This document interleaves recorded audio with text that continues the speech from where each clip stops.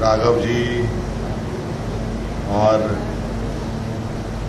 सभी आप पार्टी के जो सदस्यगण यहाँ उपस्थित हैं, इससे मोटा मोटी आप लोगों को विषय भी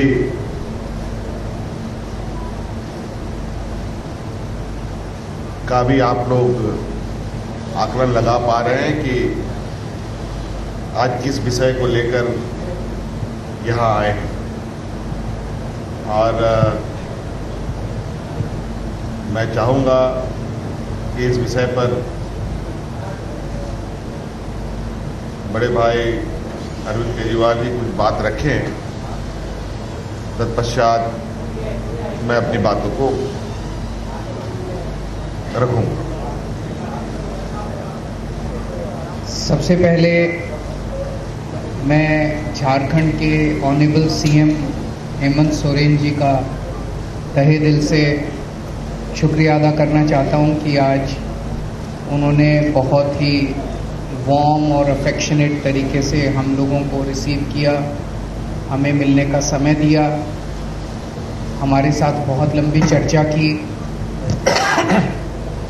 हेमंत जी के साथ हमारा काफ़ी समय से बहुत एक तरह से भाई का रिश्ता है, मैं अगर कह सकूं तो, और आपस में हम लोग कई विषयों पे समय समय पे चर्चा करते रहते हैं।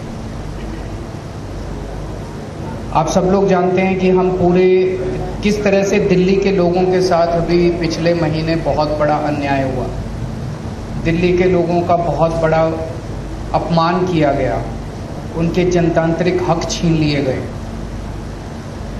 सुप्रीम कोर्ट ने बहुत क्रांतिकारी फैसला दिया। सुप्रीम कोर्ट ने कहा कि दिल्ली के लोग जो सरकार चुनते हैं उस सरकार को काम करने के लिए सारी शक्तियां प्रदान की जा रही हैं। सुप्रीम कोर्ट ने सारी शक्तियां दिल्ली की सरकार को, दिल्ली एक यूनियन टेरिटरी माना जाता है, इसलिए समय समय पे मोदी सरकार ने हमसे बहुत सारी शक्तियां छीन ली थी। लेकिन 11 मई को सुप्रीम कोर्ट ने आदेश पारित करके वो सारी शक्तियां दिल्ली के लोगों को वापस, दिल्ली की चुनी हुई सरकार को, कि दिल्ली के लोग जिस भी सरकार को चुनेंगे, चाहे इस पार्टी की चाहे उस पार्टी की, उस सरकार को काम करने के पूरे अधिकार होंगे। दुर्भाग्यवश 11 मई को ये ऑर्डर आया और 19 मई को, 8 दिन के अंदर 19 मई को रात को 10 बजे, रात के अंधेरे में मोदी सरकार ने अध्यादेश जारी करके सुप्रीम कोर्ट के आदेश को पलट दिया। मोदी सरकार ने कहा कि नहीं, दिल्ली की सरकार को हम काम नहीं करने देंगे, दिल्ली वाले जो मर्जी सरकार चुने उसको हम काम नहीं करने देंगे, उसके पास काम करने के लिए कोई शक्तियां नहीं होंगी। ये तो एक तरह से दिल्ली के लोगों का अपमान है, दिल्ली के लोगों के अधिकार छीन लिए गए और दिल्ली के लोगों को बिल्कुल एक तरह से जनतंत्र के अंदर एक बेदखल कर दिया गया, पूरी की पूरी दिल्ली के 2 करोड़ लोगों को। अब ये जो अध्यादेश जारी किया गया है ये संसद में आएगा, संसद के मॉनसून सेशन में। तो बीजेपी की लोकसभा में तो बहुमत है, लेकिन राज्यसभा में बीजेपी के पास बहुमत नहीं है। उनकी 93 सीट्स हैं 238 में से। तो अगर नॉन बीजेपी सारी पार्टियां इकट्ठी हो जाएं तो इस अध्यादेश को हराया जा सकता, इसको बिल को हराया जा सकता है। ये बात केवल दिल्ली की नहीं है, ये बात इस देश के जनतंत्र की है, फेडरल प्रिंसिपल्स की है। आज ये दिल्ली के लिए ऐसा अध्यादेश लाए हैं, कल ये ऐसा ही अध्यादेश झारखंड के लिए ला सकते हैं, राजस्थान के लिए ला सकते हैं, पंजाब के लिए ला सकते हैं, हरियाणा के लिए ला सकते हैं, तमिलनाडु के लिए ला सकते हैं। किसी भी राज्य के ऊपर कानून पास करके, अध्यादेश पास करके उसके हकों को छीना जा सकता है। ये तो एक तरह से देश की आज़ादी की बात है कि जनता सरकार चुनती है और सरकार के पास जनता के सपने पूरे करने के लिए, उनकी ज़रूरतों को पूरे करने के लिए सारे अधिकार होने चाहिए। ये एक तरह से संविधान के साथ छेड़छाड़ कर रहे हैं, संविधान के बेसिक मूल्यों के साथ छेड़छाड़ कर रहे हैं। हर हिंदुस्तानी का फर्ज है कि इस अध्यादेश का विरोध किया जाए। अभी हम पूरे देश भर में घूम रहे हैं और हमें सभी पार्टियों का बहुत अच्छा सहयोग मिला।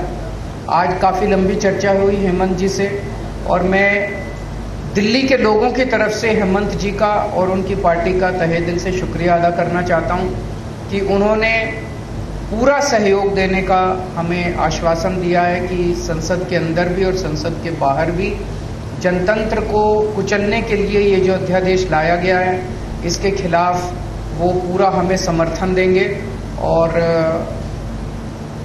दूसरी पार्टियों से भी मेरी सबसे अपील है, वैसे मैं सबसे जाके मिल रहा हूँ, सबका समर्थन भी मिल रहा है, लेकिन बाकी और अन्य पार्टियों से भी अपील है कि वो भी जन विरोधी, राष्ट्र विरोधी ये जो कानून है इसका विरोध करें। हेमंत जी से और मैं फिर से शुक्रिया अदा करता हूँ। एक तरह से झारखंड के लोगों का आज दिल्ली के लोगों को समर्थन मिला है, तो दिल्ली के लोग बहुत आभारी हैं हेमंत जी के भी, उनकी पार्टी के भी और झारखंड के लोगों के।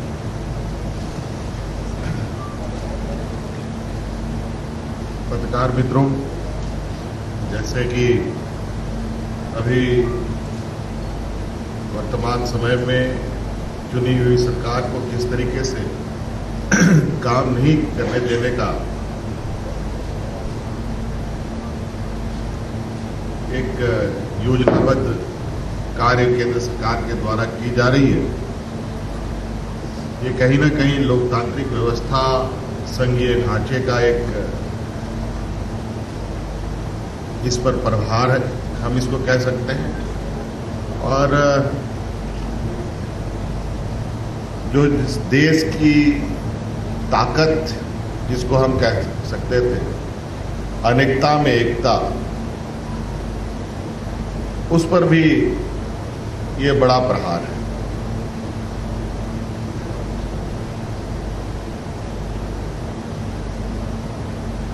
संघीय ढांचे की तो बात केंद्र सरकार करती है, लेकिन कार्य उसके बिल्कुल विपरीत होती है। आज बिल्कुल ये स्पष्ट रूप से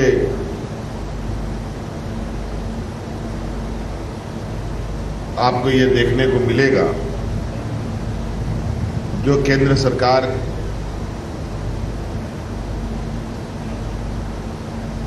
के सहयोगी सरकार नहीं है, उन सभी सरकारों की कमोवेश एक सी स्थिति है।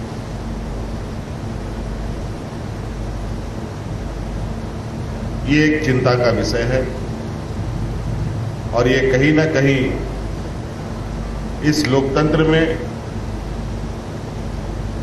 आम नागरिक और जनता की भी बहुत बड़ी भूमिका है। विधायक, सांसद, मंत्री, मुख्यमंत्री, प्रधानमंत्री, ये तो एक माध्यम है।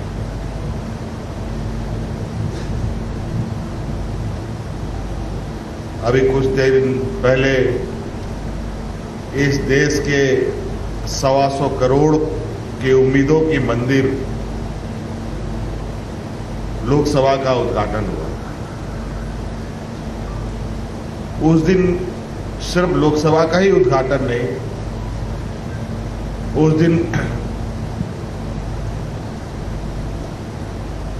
उसी लोकतंत्र के मंदिर के चंद कदमों पर और भी कई 2-3 घटनाएं घटी।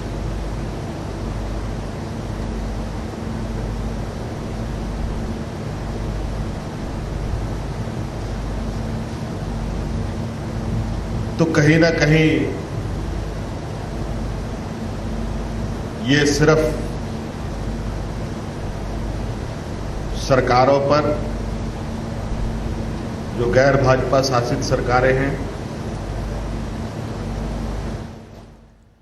तो हेमंत सोरेन और अरविंद केजरीवाल को आपने देखा। अरविंद केजरीवाल लगातार जो विपक्षी पार्टियां हैं उनके नेताओं से मिल रहे हैं। ट्रांसफर पोस्टिंग के मामले में जो अध्यादेश लाया गया उसके खिलाफ समर्थन जुटाने के लिए वो जो है इन नेताओं से मिल रहे हैं। और आज हेमंत सोरेन से उन्होंने मुलाकात की, जिनके साथ ये प्रेस कॉन्फ्रेंस वो कर रहे थे। और एक बार फिर से उन्होंने इस बात को दोहराया कि किस तरह से जो ये अध्यादेश आया है वो दिल्ली वालों के साथ जो है वो अन्याय है और दिल्ली की शक्तियां इसके साथ छीन ली गई हैं। सुप्रीम कोर्ट के आदेश को पलटा है सरकार ने यहाँ से। और इससे पहले आप जानते हैं कि स्टालिन से भी कल वो मिले थे और अब हेमंत सोरेन से उन्होंने मुलाकात की है।